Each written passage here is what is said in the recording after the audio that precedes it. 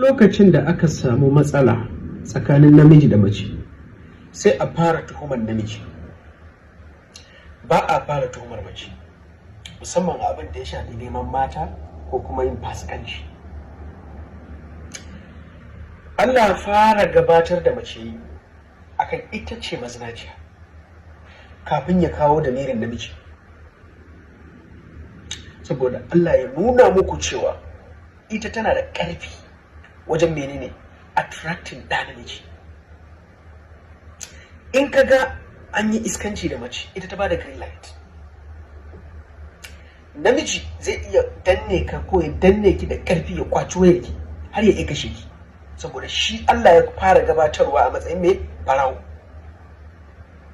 As-sariqu was-sariqatu, a can kuma aka ce az-zaniyatu waz-zani.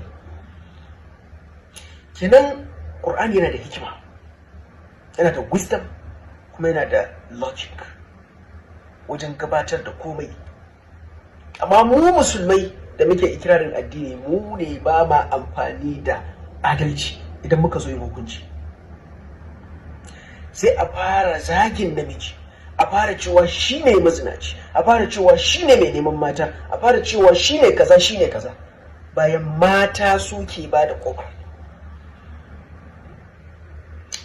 Abin da ya faru tsakanin wannan malami na makaranta da ake kyautata zaton a farko yana koyarwa ne a jami'ar Maryam Abacha, amma ƙarshe Maryam Abacha ta ce ya gama contract nashi, kenan yanzu yana nan ne a matsayinsa na malamin Northwest University ta take Kano. Me ya faru tsakaninsu ba mu sani ba.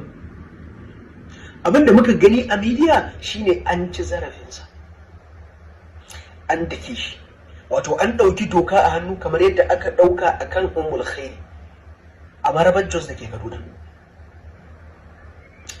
Me hakan ke nunawa shine al'ummarmu ba ta kan doron tsarin doka, tana yin abu ne da emotion da reaction, tana ɗaukar doka a hannunta. Wane ne ya ce maka kana musulmi ka ɗauki doka a hannunka? Idan hukumomi ba sa adalci, wane ne ya ce kai ka zama mai hukunci? Wannan ɗin lawlessness ne. Saboda haka abin da ya faru tsakaninsu abu ne mai sarƙaƙiya. Chats da muka gani ba su gamsar da cewa ya neme ta, amma in ta tabbata cewa a cikin wayarsa wato WhatsApp ɗinsa sun yi communicating, an sami irin wannan alaƙa ɗin, to neman yakan iya zuwa. Amma duk da haka ita ta bada kofa domin ita ta yarda ya neme ta. Kuma abin da zai ƙara bashi wato gaskiya shine bai yarda su yi nema a cikin makaranta ba ko kuma a abin da ya shafi jami'a. Ya ce a waje, kuma ya bada waje. Misali kenan in ya tabbata ta yi amfani da wasu mutane ko mijinta ko wani saboda a zo a haɗa masa gadar zare don a kama shi, cin amana ne, domin shi adult ne, ita ma adult ce, suna da hakkin nema. Neman yakan zama haramun ne kaɗai in shi musulmi ne, ita musulma ne. Kuma ya saba wa al'ada, ya saba wa al'ada saboda tana da mai aure, saboda haka ya saba wa addini ba. Kenan kowa yana da yanci a Najeriyance ya nemi duk wanda zai nema, amma ba yancinsa bane kuma tilasta ɗaya ya yi amfani da shi.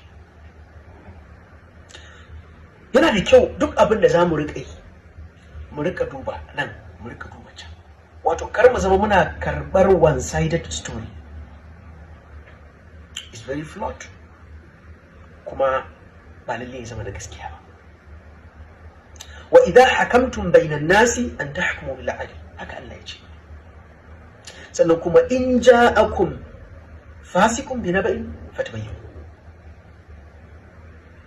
Amma dukkan mun jefar da wannan abubuwan, muna yin abu na hukunci na gilli, na gender based sentiment. Ni ina ganin mace a matsayin halitta mai rauni, ina ganin namiji a matsayin halitta mai karfi wanda yake kanta, wato ya zama kawa shi ne za su mu ne za mu tsaya mu cece su. Amma duk lokacin da ya zama mace ita kaidanta kullum ƙara fitowa yake, da Allah ya faɗa mana inna kaida kunna abu, to kaga sai mu ƙara tsoron su. Dama mu an riga an faɗa mana cewa annabi sallallahu alaihi wasallam bai bar wata fitina ba ga maza mu kenan sama da mata, da nassin hadisi. Saboda haka mu mata ba za su ba mu wani ciwon kai ba, domin addini ya nuna mana su suwaye ne. In ka tsaya ka duba za ka ga mace tana gaba-gaba wajen mai shiga wuta. Menene yasa? Saboda halayensu, ungratefulness da suke da shi, butulcinsu da abubuwa makamantan haka. Ba mu san me ya faru tsakaninsu ba. Saboda haka mu rika bincike, wataƙila abu ne ya haɗa su wanda bata ji daɗi ba, ta yi ƙoƙari ta ɓata masa suna, ko kuma ta yi ƙoƙari ta ji zarafin shi. Wataƙila ya neme ta ne amma ta jajen layi, bai yadda ba, bai gane ba da sauransu. Saboda haka ku gane, cikin mata akwai masu neman maza, cikin maza akwai masu neman mata. Malamai maza ba sa magana, amma a jami'a mata suna gaba-gaba wajen yin sigina a maza, wato suna neman su ko su yi seducing ɗinsu.